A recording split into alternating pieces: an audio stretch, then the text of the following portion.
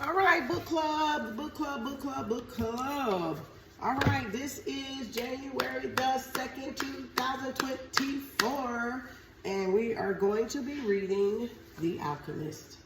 All right, The Alchemist, The Alchemist, The Alchemist. If you guys haven't got the book, we're going to be diving into this, all right? The Alchemist. You guys probably heard of it. From time to time, we're going to definitely be reading it. Okay, the foreword. When The Alchemist was first published 25 years ago in my native Brazil, no one noticed. A bookseller in the northeast corner of the country told me that only one person purchased a copy the first week of its release. It took another 6 months for the bookseller to upload a second copy, and that was the same person who bought the first. And who knows how long it took to sell the third. By the end of the year, it was clear to everyone that The Alchemist wasn't working. My original publisher decided to cut me loose and cancel our contract. They wiped their hands of the project and let me take the book with me. I was 41 and desperate. All right, but I never lost faith in the book or never wavered in my vision. Why? Because it was me in there. All of me, my heart and soul. All right, I gotta go my nose, excuse me. Oh, excuse my allergies, y'all. I can't take it, I feel like I'm about to. My nose is about to work. All right.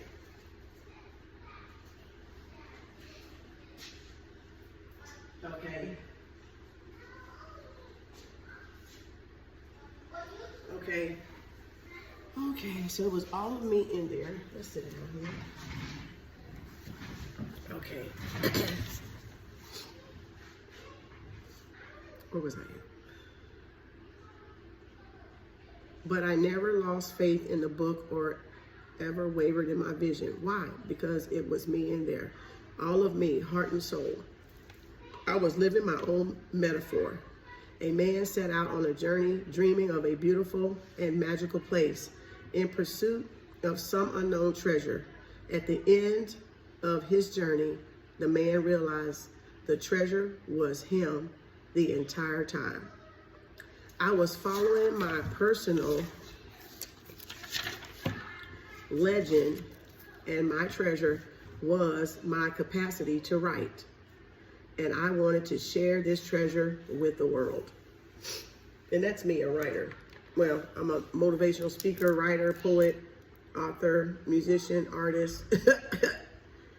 That's me, you know, and that's what artists create. They want to share it with the world, right? It says, as I wrote in The Alchemist, when you want something, the whole universe conspires to help you. I started knocking on the doors of other publishers. One opened, and the publisher on the other side believed in me, and my book agreed to give. Believed in me and my book and agreed to give The Alchemist a second chance. Well, see, congratulations. That's why when one door closed, you keep going. There's going to be another door open. You just have to be patient with the universe as the universe lines people up. Dang, my nose still got to be blown. As the universe lines people up, you know what I'm saying, in your path to help you. You got to remember hold on, y'all. Golly. That cleaning I did before New Year's Day, so-called, got my nose. I must have stirred up the dander. My daughter did the dusting, I did the mopping, but boy, I must have really stirred it up. I got hope or some bad pollen. All right, it's me, y'all. All right, I'm just reading over here. I got my hair braided up, so I got my Rasta hats on. All right. Alchemist. I know y'all gonna be like, wait a minute, she gonna show us the book? Yeah, I'm gonna show y'all the book. The Alchemist. Alchemist. All right. So slowly through word of mouth, it finally started to sell. 3,000, 6,000, 10,000, book by book, gradually throughout the year. You gotta be patient. It said 8 months later, an American visiting Brazil picked up a copy of The Alchemist in a local bookstore. He wanted to translate the book and help me find a publisher in the United States, which was HarperCollins. I heard of them when I used to was looking into some publishing companies a while back. So I knew about HarperCollins. Agreed to bring it to the American audience, publishing it with a great fanfare, ads in the New York Times and influential news magazines, radio, television interviews. But it took some time to sell, finally finding its audience in the United States by word of mouth, just as it did in Brazil. Then one day, Bill Clinton was photographed leaving the White House with a copy. Then Madonna raved about the book to Vanity Fair. It said, and people from different walks of life, from Rush Limbaugh and Will Smith to challenge students and soccer moms, was suddenly talking about it. The Alchemist became a spontaneous and organic phenomenon. The book hit the New York Times bestseller list with important milestones for any author and stayed there for more than 300 weeks. Damn, that was almost a year. 365. Well, no, that was some years, because 365 is the days, 52 weeks in a year. Ooh wee. It said it has been translated into more than 80 different languages. Woo. It said the most translated book by any living author. Wow. This is Paulo Coelho, Coelho. Paulo, Paulo. All right, The Alchemist. Hey, don't come up here talking. She gone. Get back in the room. I'm reading before I tell her you're being bad. People consider to ask me if I knew The Alchemist would be such a huge success. The answer is no.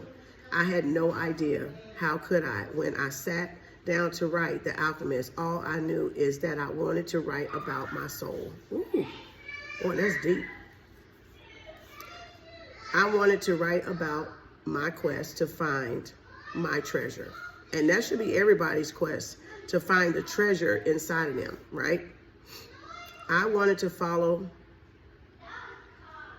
the omens, because I knew only then that the omens are the language of God. Ooh, love it. Lord, that was deep. Through The Alchemist is now celebrating its 25th anniversary. It is no relic of the past. The book is very much alive, like my heart and like my soul. It continues to live every day because my heart and soul are in it.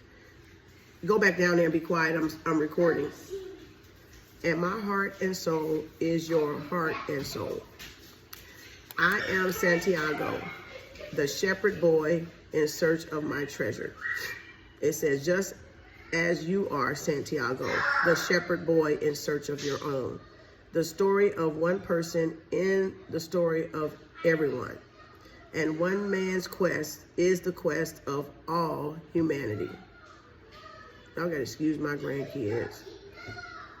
Which is why I believe The Alchemist continues all these years later to resonate with people from different cultures all around the world. Hey, I am not gonna tell y'all to stop again.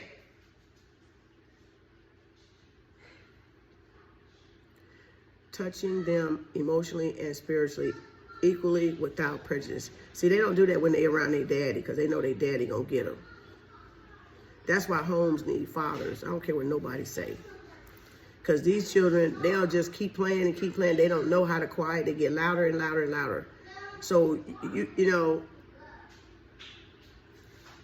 homes need fathers. I'm going to just say that.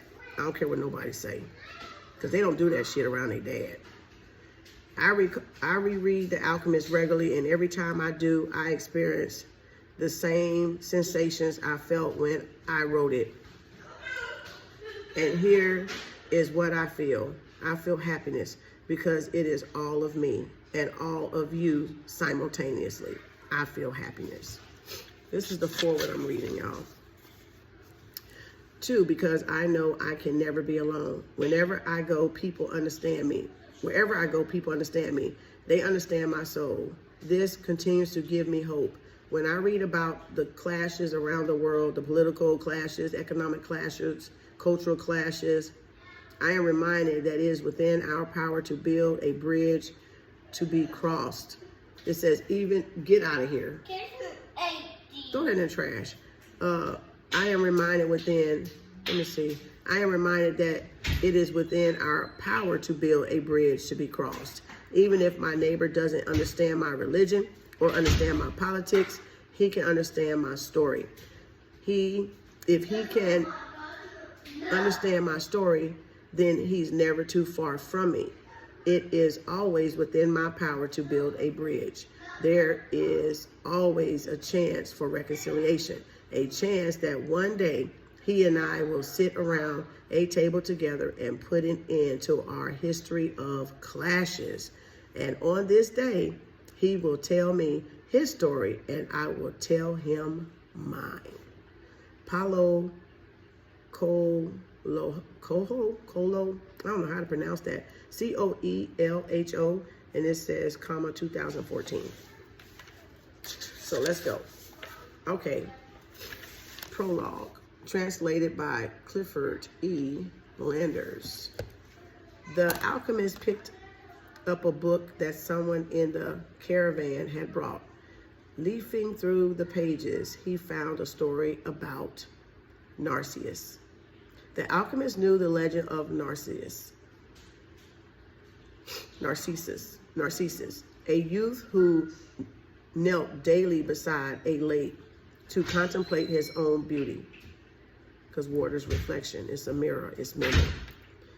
He was so fascinated by himself. One morning he fell into the lake and drowned.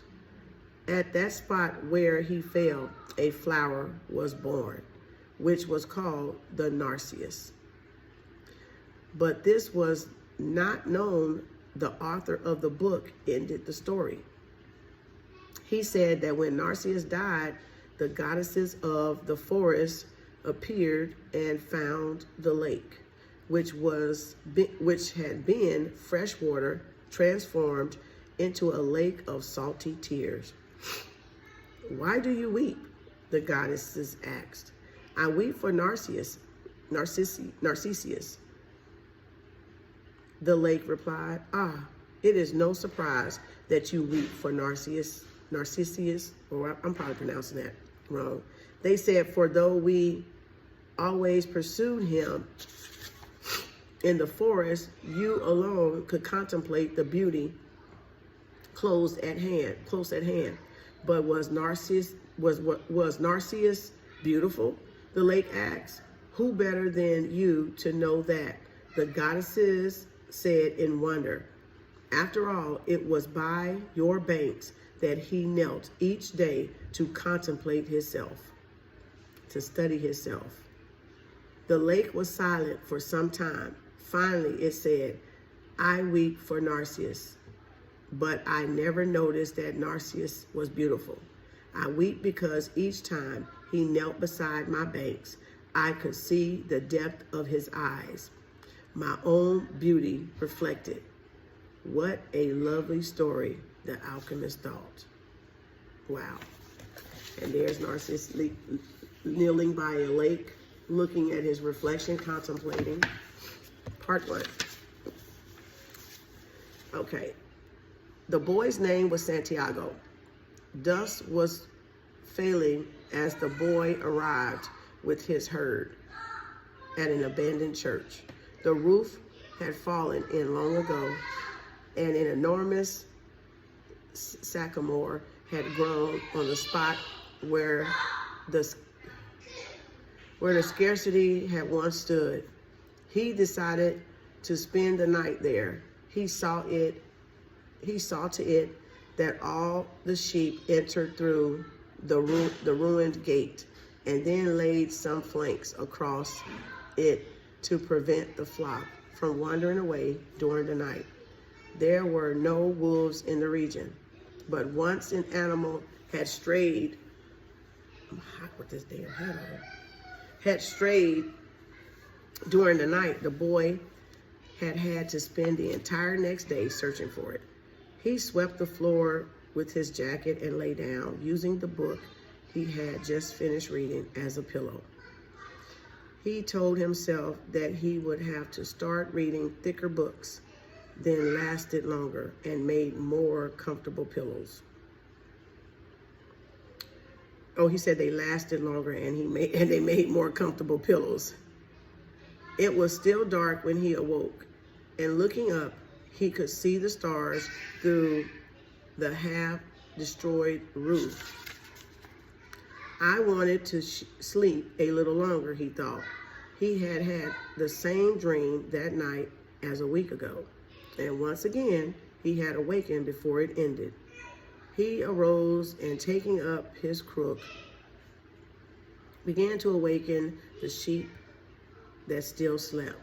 He had noticed that as soon as he woke, most of his animals also began to stir. It was as if some mysterious energy bound his life to that of the sheep, with whom he had spent the past 2 years, leading them through the countryside in search of food and water. They are so used to me that they know my schedule, he muttered. Thinking about that for a moment, he realized that it could be the other way around, that it was he who had become accustomed to their schedule.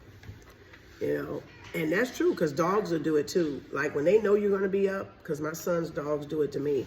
I'll be up in here trying to meditate, and boy, when they hear me stirring around, they get to waking up and moving around. Or when I know they're going to wake up, it could be me waking up because I know they're going to wake up.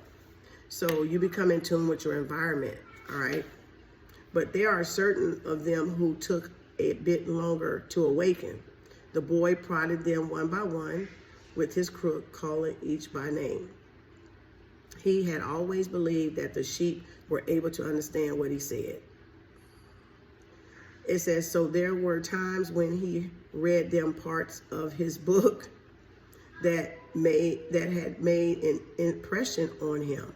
And when he would tell them of the loneliness or the happiness of the shepherd in the field, sometimes he would comment to them on the things that he had seen in the villages they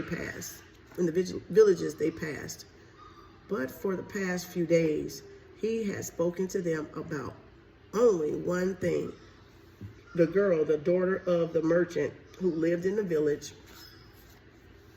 They would reach in about 4 days. He had been in the village only once, the year before. The merchant was the proprietor of a dry goods shop, and he always demanded that the sheep be sheared in his presence so that he would not be cheated.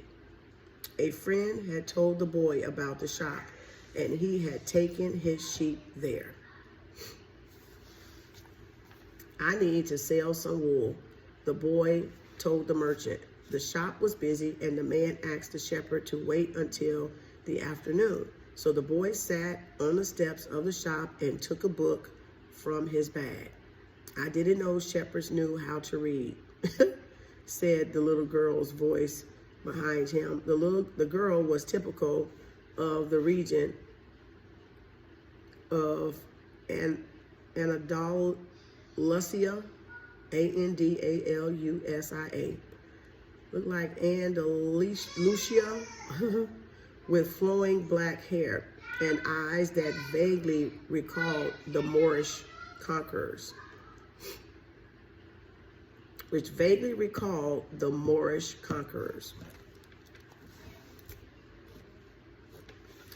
Well, usually I learned more from the sheep than from books, he answered, during the 2 hours that they talked. She told him she was the merchant's daughter and spoke of life in the village, where each day was like all the others.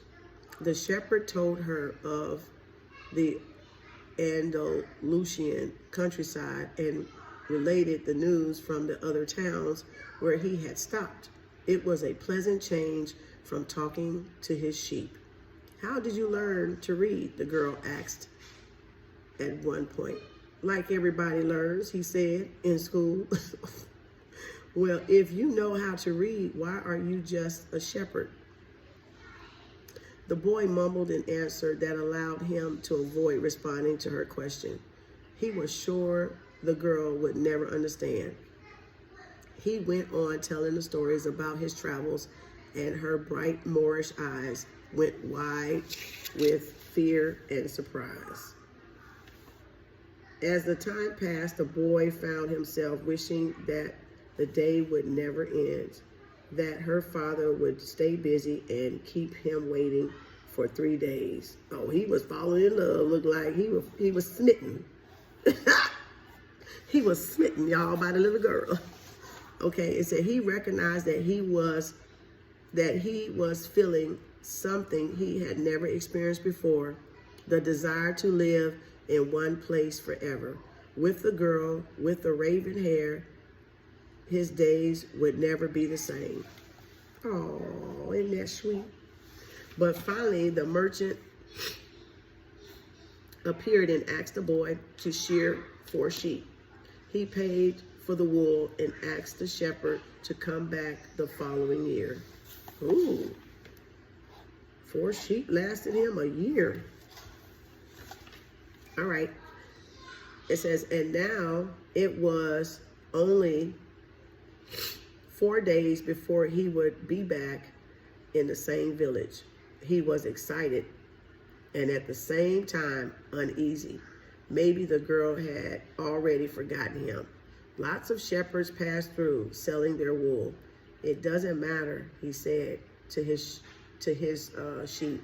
I know other girls in other places. But in his heart, he knew that it did matter. And he knew that shepherds, like seamen and like traveling salesmen, always found a town where there was someone who could make them forget the joys of carefree wandering.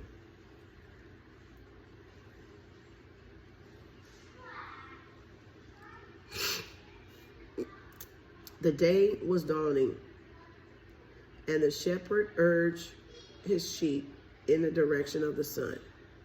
They never have to make any decision, he thought. Maybe that's why they always stay close to me. The only thing that concerns the sheep were food and water. As long as the boy knew how to find best pastures in Andalusia, they would be his friends. Yes, their days were all the same, with the seemingly endless hours between sunrise and dusk. And they had never read a book in their young lives and didn't understand when the boy told them about the sights of the city. They were content with just food and water, and in exchange, they generously gave their wool, their company, and once in a while, their meat. Ooh, sacrifice. Wow. When they wanted lamb chops, when they wanted them lamb chops, y'all. Excuse me. Oh my gosh, these allergies. Good gracious alive.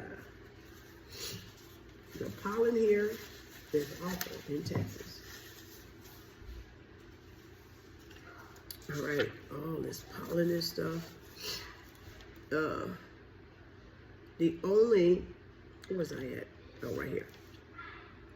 If I became a monster today and decided to kill them one by one, they will become aware only after most of the flock had been slaughtered, thought the boy.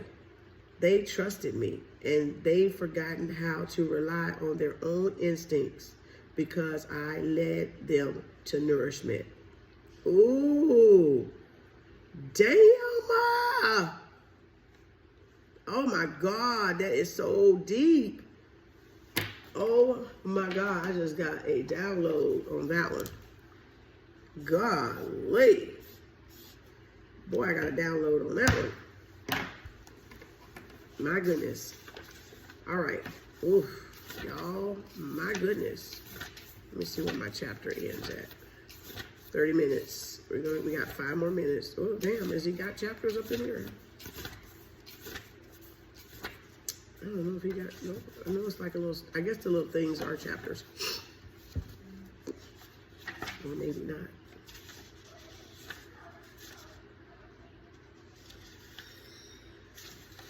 Let's see. The Pilgrimage is the first one. Oh no, those are the books he wrote. All right, let's go.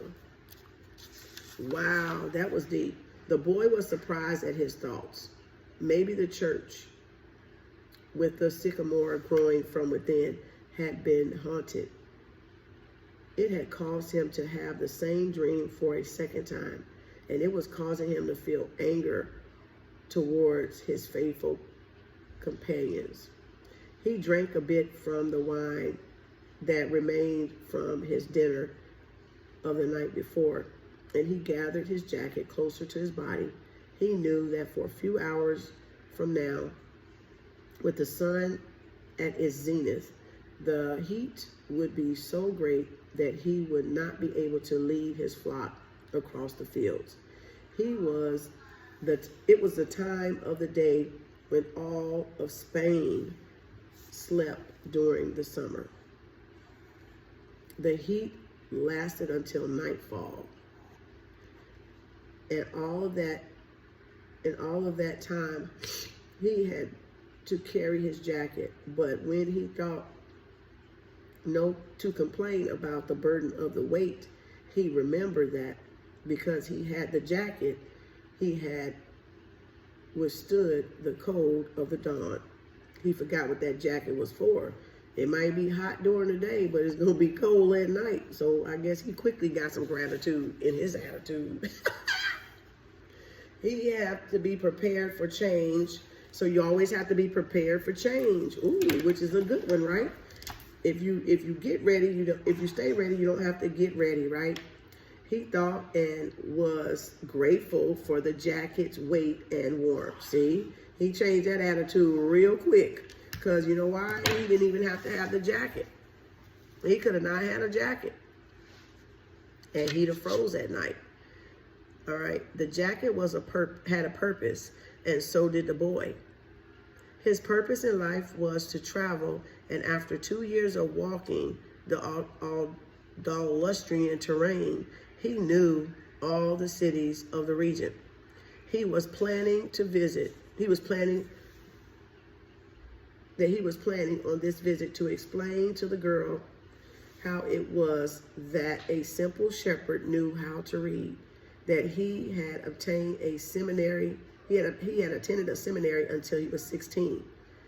His parents had wanted him to become a priest, and thereby a source of pride for a simple farm family. They worked hard just to share food and water like sheep. He had studied Latin, Spanish, and theology. But ever since he had been a child, he wanted to know the world. And this was much more important to him than knowing God and learning about man's sins. Ooh, well, dang. Travel the world, then. Travel the world. One afternoon, on a visit to his family, he had summoned up the courage to tell his father that he didn't want to become a priest, that he wanted to travel. Ooh, y'all. Okay, that's it, y'all. 30 minutes. We ain't going to keep book club long this year. If I can help it, 35 minutes to an hour. so y'all can get in there and get out, because we have multiple things we do over here at Kemarts, Kemarts, and book club is one of them. So we're going to be reading. I'm going to start the episode over so I can keep up with the books we're going to be reading for 2024, technically, even though it's not. But anywho, The Alchemist for January 2024, okay, by Paulo. So y'all can get it. Some of y'all may already have it. So there it is, and that's what we're going to be reading. So January the 2nd, which I normally have this on Sundays, but like I said, I'm trying to get, I didn't have it on the 31st because it was still December. But January, I want to keep up with how many books we read this year. And I still may go back over some, and I don't usually typically finish them. So that's why I show them. I just kind of get us started. I may finish them, we'll see. I may read the whole thing. But if I don't, you'll know. I'll let y'all know when we're going to stop. If I feel spirit is like, okay, that's enough. So this is for educational purposes only. And again, that book right there, if y'all on your spiritual journey. All right, The Alchemist. And that'll wrap up book club for this week. And hopefully we will be back on January with another 30 minutes of book reading. So get back to reading. All right, reading is fundamental. All right, and it's time to read something different. So that's why I pulled this book out, because we need to change mindset gears. Me and a sister was talking about that. I was like, yeah, because she went back to reading something. And I was like, yeah, I need to get back to reading something, because we need to read something other than focus on, you know, we got to get practicality. So get back to reading something different, whether it's romance novels, do it yourself, learning a new project, learning how to do something technical, or whatever the case may be, right? But just make sure y'all switch things up. And we did a lot of spiritual books last year. We did a lot of love, talking about love. So I'm gonna bring some other books off my shelf this year, all right, that we can read. And we did a little bit of manifestation too. So I'm gonna bring other books off my shelf that we can read too, to kind of make sure we're getting a balance. So we're gonna read The Alchemist.